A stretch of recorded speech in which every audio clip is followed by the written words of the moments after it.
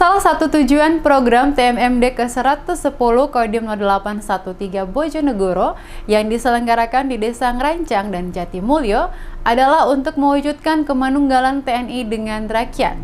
Kolonel Infanteri M. Daryanto minta anggota Satgas menjaga harmonisasi dengan warga. Anggap warga seperti keluarga sendiri. Salah satu tujuan program TMMD adalah mewujudkan kemanunggalan TNI dengan rakyat.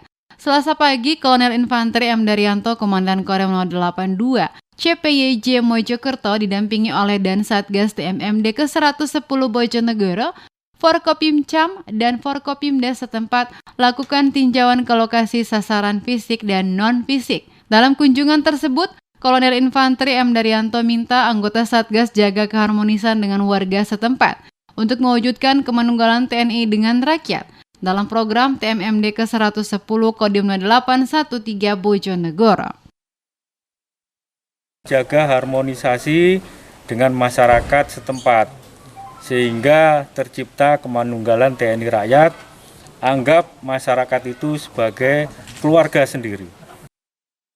Kolonel Infanteri M. Daryanto berharap dengan adanya program TMMD di Desa Ngerancang dan Jatimulyo dalam kurun waktu 1 bulan, anggota Satgas dapat manunggal bersama warga setempat.